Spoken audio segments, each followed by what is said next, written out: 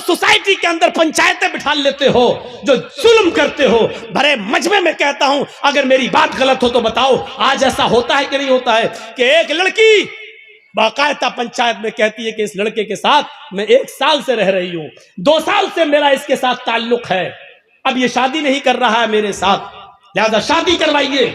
और वो लड़का शादी से जब मना करता है तो पंचायत पंच लोग बैठकर फैसला करते हैं कि तुम रहते थे कि हाँ ये भी राजी थी, मैं भी, मैंने ऐसा ऐसा किया, तो क्या हुआ? अब पंचायत फैसला क्या करती है? 5 लाख रुपया तुम दो, या तो शादी करो, और शादी नहीं कर रहे हो तो लड़के से 5 लाख, 2 लाख, 1 लाख रुपया लेकर लड़की को दिया जाता है कि जाओ तुम अपना घर बसा लो। बताओ ऐसा होता है कि नहीं होता है? और ये पंचायत में ये फैसले किए जाते हैं कि नहीं किए जाते हैं? ऐसा भी होता है, लड़का किसी लड़की को लेके भाग गया, समाज सोसाइटी में बुराई हुई, बुलाया गया, लड़का लड़की को लेके आ गया, पंचायत बैठती है और पंचायत में ये लड़की का बाप रोता है, अब मेरी लड़की कहीं मुंह दिखाने के लायक नहीं रही। पंचायत बैठती है और पंच फैसला करते हैं कि तुम इस लड़की से शादी करोगे? साहब शादी नहीं करेंगे, मेरे घर वाले तैयार नहीं, लाइए 2 लाख रुपया दो, और लड़की को दे दिया जाता है। मैं पूछना चाहता हूं कि लड़की अपनी मर्जी से जब भागी है, लड़का भी अपनी मर्जी से भागा है, पंचायत बैठी है, सजा लड़के को ही क्यों मिल रही है? उससे 2 लाख रुपया लेकर फिर उसी लड़की को क्यों दिया जा रहा है? जब गलती दोनों की थी तो सजा दोनों को क्यों नहीं मिल रही है? एक तरफा सजा का क्या तमाशा है, ये मुझे बताइए। ये आपकी सजा क्या शरई सजा है? क्या कुरान और हदीस के मुताबिक सजा है? जबकि कुरान ये कहता है कि जिना के मामले में लड़की ज्यादा गलत होती है, लड़का कम, लड़की की तरफ से ज्यादती होती है और लड़के की तरफ से कम, क्योंकि कुरान ने कहा है अज़्ज़ानियतु वज़्ज़ानी फजलिदू कुल्ला वाहिदतिन मिनहुमा, जिना करने वाली लड़की और जिना करने वाला लड़का, इन दोनों को 100-100 कोड़े मारो। अल्लाह ने पहले लड़की कहा है, बाद में लड़का कहा है, क्योंकि जिना की शुरुआत और जिना की हिम्मत और जिना के लिए उकसाना लड़की की तरफ से पहले होता है। लड़का ठीक है भगा रहा था, लेकिन लड़की अगर भागने का इशारा न करती तो कभी जिंदगी के अंदर लड़का उस लड़की को भगा नहीं सकता था। मेरे भाइयों, फिर लड़की को सजा न दी जाए और पैसा लेकर जुर्माना लड़की को दे दिया जाए। शर्म आनी चाहिए ऐसे पंचों को, और शर्म आनी चाहिए ऐसी पंचायत को जो बिल्कुल दोगला, नालायक और अखलाक से गिरा हुआ फैसला करते हैं। तुम्हें कयामत के दिन अल्लाह के यहां इसका जवाब देना होगा। भाग रही लड़की, साहब मुंह काला हो गया है, क्यों भागी? साहब चली गई, इसका मतलब बाप की गलती थी। क्यों दिया था तूने अपनी लड़की को एंड्रॉइड मोबाइल? क्यों चलाती थी व्हाट्सएप? क्यों चलाती थी मैसेंजर? क्यों चलाती थी फेसबुक? मोबाइल तो तूने लाकर दिया है ना, या चोरी छिपे लड़की मोबाइल चला रही हो, घर में लड़की की अम्मा तक को पता ना हो? सब मिली हुई होती हैं, अम्मा भी बिटिया से मिली होती है। इस मौके पर वो सीरियल याद आता है, बेटी भी कभी, मां भी कभी बेटी थी। हम सास भी कभी बहू नहीं कहेंगे। आज बेटी जो कर रही है, मां जानती है कि बेटी क्या कर रही है, क्यों? मां भी कभी किसी की बेटी थी। सर्दियों के लिए तो लड़कियां दुआ मांगती, अल्लाह जल्दी सर्दियां हैं। क्यों मालूम है क्यों? क्योंकि गर्मियों में मोबाइल नहीं चला पाती हैं, सर्दियों में कंबल डाला, अंदर अंदर चल रहे हैं, अंदर सर्दियों की दुआएं मांगी जाती हैं। ऐसी लड़कियां भागेंगी नहीं तो और क्या होगा? अभी तुम सोच रहे हो कि मौलाना क्या करें? अभी कुछ दिन देखिए, अभी अगर अब फिर ये बदलती है 2024 में, अगर यही रवैया रहा तो अभी आप देखिए, अभी तो मुस्लिम लड़कियों का मुस्लिमों के साथ मामला है, अभी आप देखिएगा। अभी तो सिर्फ एक आदमी बदला है, उधर जाकर धर्म चेंज किया है। अभी तो आप और हमारी बेटियां जाएंगी और धर्म चेंज करेंगी, दूल्हा बदलेंगी। कोर्टों में एप्लीकेशनें पड़ी हुई हैं कि मैं फलां लड़के से शादी करना चाहती हूं, मुझे डर है कि मेरा बाप रोड़ा अटकाएगा, मेरा बाप रोड़ा अटकाएगा। 3 लाख मुस्लिम लड़कियों की एप्लीकेशनें आज कोर्ट के अंदर पेंडिंग में हैं कि मेरे लिए शादी का सरकारी बंदोबस्त किया जाए। 3 लाख मुस्लिम लड़कियां गैर मुस्लिमों के साथ निकाह करने के लिए तैयार हैं। सुनना पड़ेगा तुम्हें ये सब कुछ, तुम्हें क्या, तुम्हारे बाप को भी सुनना पड़ेगा। दे दो मोबाइल हाथ में, कॉलेज और यूनिवर्सिटियों का मामला यह है कि मुस्लिम लड़कियों के लिए स्कीमें निकाली जाएंगी।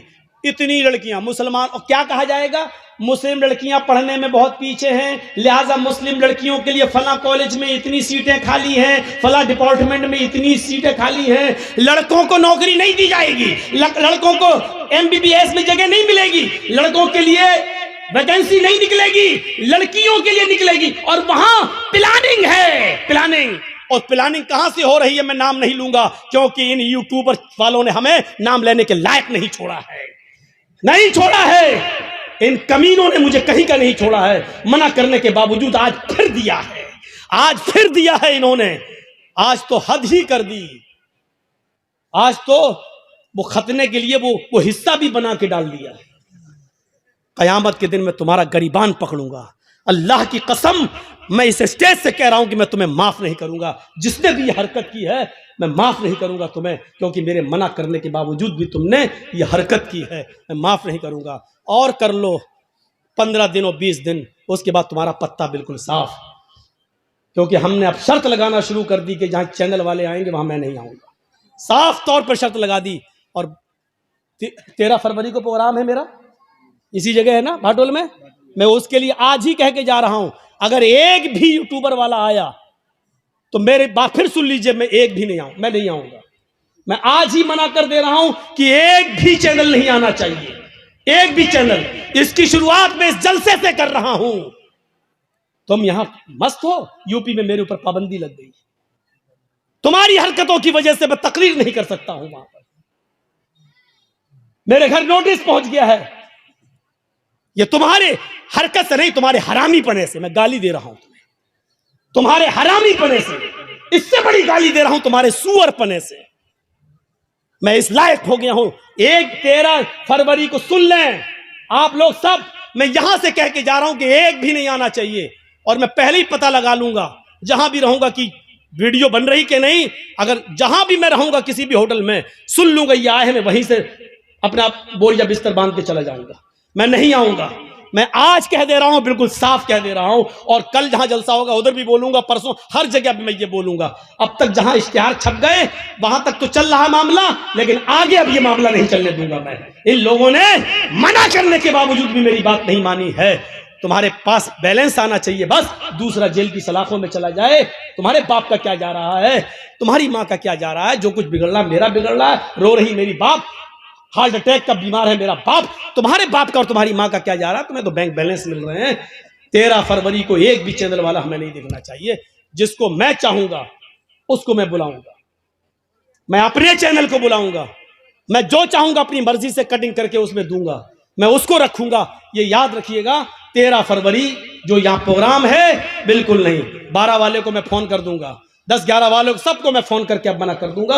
एक भी चैनल वाला अगर दिखाई दिया तो हम नहीं आएंगे। ये देख रहे हैं आप गुंछे, ये आप इसको कम मत समझिए।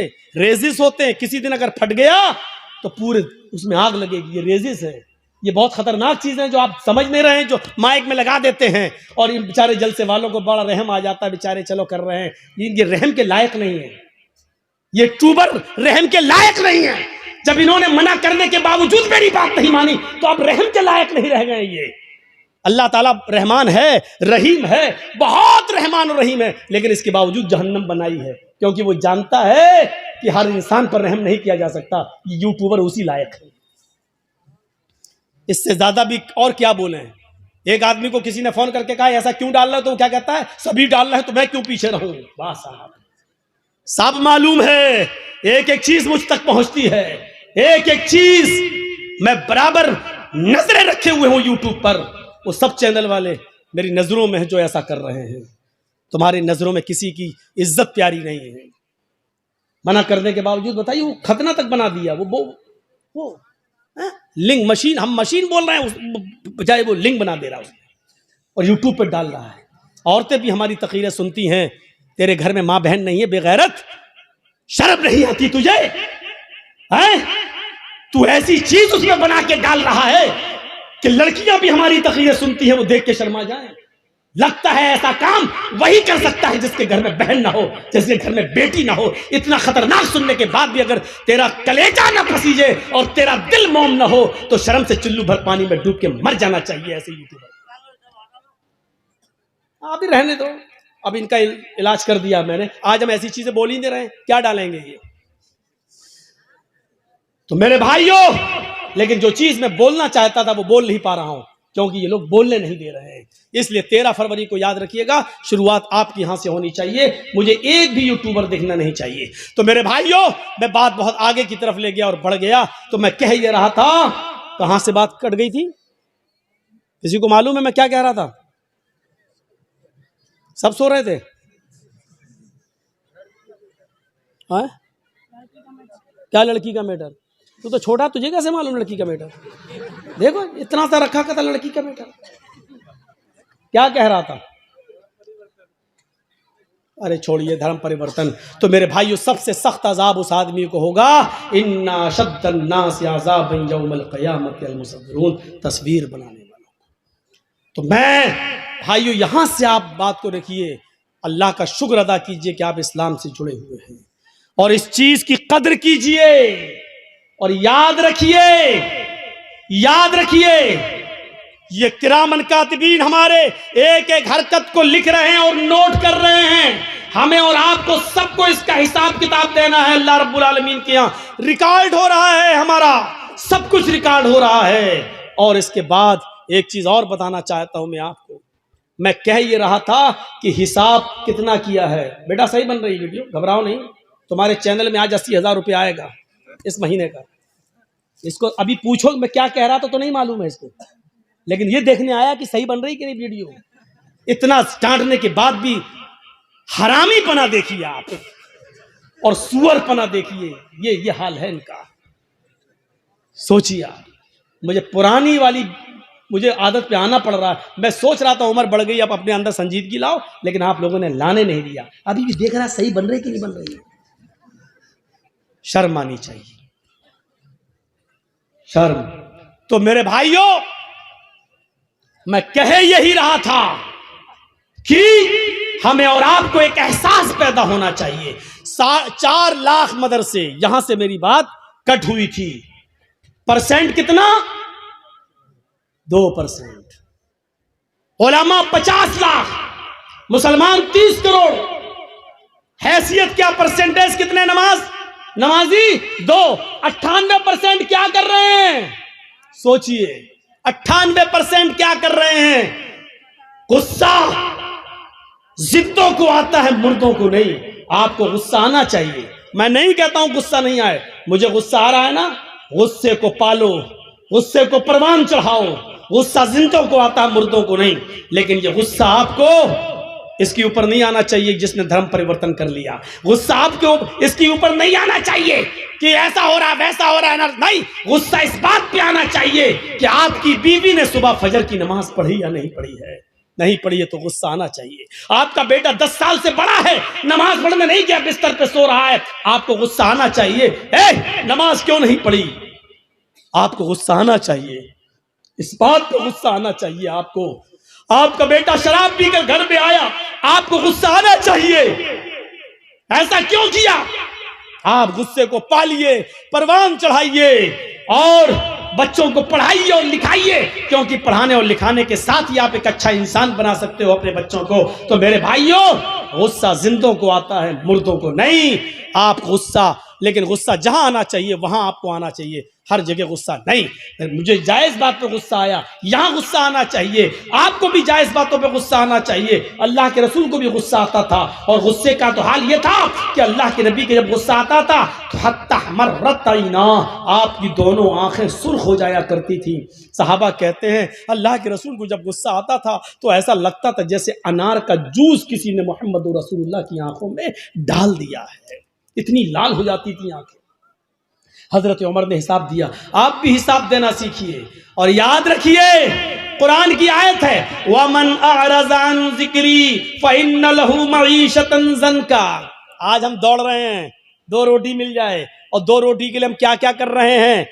सोचिए, समंदर में एक विहील मछली है, विहील मछली समंदर में 40 टन गोश्त खाती है, एक दिन में 40 टन मछलियों को, 40 टन। आप सोचते जाइए, 40 किलो का एक मन होता है, हैं? और 100 किलो का एक कुंटल होता है, 10 कुंटल का एक टन होता है, 40 टन गोश्त खाती है। मेरा रब उस मछली को भी भूखा नहीं सोने देता है जो एक दिन में 40 टन गोश्त खाती है। आए 2 रोटी खाने वाले, आए 2 मुट्ठी चावल खाने वाले, तू इतना परेशान क्यों है? तू इस 2 रोटी को कमाने के लिए किसी को धोखा दे रहा है, किसी के साथ गद्दारी कर रहा है, अपनी दुकान खोले बैठा है, मोबाइल का मैकेनिक है, किसी ने मोबाइल संभालने के लिए तुझे दिया, तुझे मालूम है कि 100 रुपए की लागत में ये मोबाइल संभल जाएगा, लेकिन तूने उससे 1000 मांग लिए। इसकी आईसी बिगड़ गई, इसकी ये बिगड़ गई, उसकी वो बिगड़ गई, ये चेंज करना पड़ेगा, वो चेंज करना पड़ेगा। हिसाब किताब जोड़ के आपने 1000 बता दिया और मामला 800 पे डन हो गया। ठीक है, हम 800 दे देंगे, 700 दे देंगे। आपने सोचा कि 100 की लागत है, 700 दे रहा है, 600 तो बच रहा है।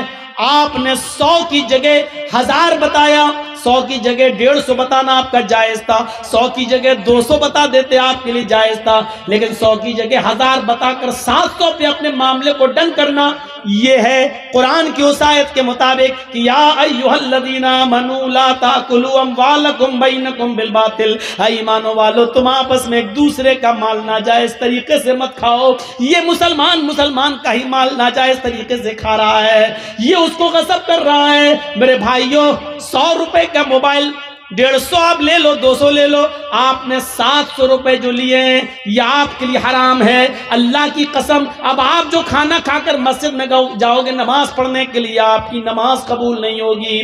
जिसने हराम का एक लुकमा खाया 40 दिन तक अल्लाह उसकी इबादत को कबूल नहीं करता। हम और आप सोचें हमारी रिस्क की तंगी क्यों हो रही है, हम इतना कमा रहे हैं लेकिन पैसा हमारे पास रुक क्यों नहीं रहा है। बहुत से लोगों को शिकायत, मौलाना पैसा तो बहुत है, कमाता हूं मैं एक दिन में 50-50 हजार रुपए, लेकिन रुकता नहीं है मेरे पास, पता नहीं कहां चला जाता है, पता नहीं कहां चला जाता है। तेरे सवाल का जवाब दिया है कुरान ने। भाई हर आदमी को यही शिकायत है ना, पैसा तो आता है मौलाना, मेहनत तो करता हूं, 500-600 हजार रुपए रोज कमाता हूं, लेकिन यार जितना कमाता हूं शाम तक कुछ नहीं बचता, मेरे हाथ में नहीं रहता है। कभी बेटा बीमार, कभी बेटी बीमार, कभी बाप बीमार, कभी अम्मा बीमार, कभी बीवी बीमार, या रुकता नहीं है। तेरे सवाल का जवाब मौलवी के पास नहीं, कुरान में मौजूद है। वमन अअरज़ा अन ज़िक्री फ़इन्न लहू मईशतन ज़ंका, तुम अल्लाह के जिक्र से मुंह मोड़ोगे, एराज करोगे, तो अल्लाह कहता हम तुम्हारी रोजी को तंग कर देंगे। आइए 2-3 मिसालें सुन लीजिए, बड़ी अच्छी मिसालें दे रहा हूं। ये रोजी को तंग करना ये क्या है, और जिक्र से मुराद क्या है। वमन अअरज़ अन ज़िक्री, जिक्र से मुराद नमाज। अल्लाह ने सूरह जुमा में फरमाया फ़इज़ा क़ुज़ियतिस सलात या अय्युहल्लज़ीना आमनू इज़ा नूदिया लिस्सलाती फसआऊ इला ज़िक्रिल्लाह। जब तुम्हें जुमे की नमाज के लिए, जुमे की अजान के लिए बुलाया जाए, जुमे की अजान जब दी जाए, पुकारा जाए जुमे की नमाज के लिए, तो क्या कहा, फसआऊ इला ज़िक्रिल्लाह, तो तुम दौड़ पड़ो अल्लाह के जिक्र के लिए। इससे मुराद क्या है, नमाज के लिए, तो तुम चलो नमाज के लिए, जिक्र से मुराद नमाज। यहां अल्लाह ने क्या कहा, वमन अअरज़ा अन ज़िक्री, जिसने मेरे जिक्र से एराज किया, मुंह मोड़ा, तो क्या कहा,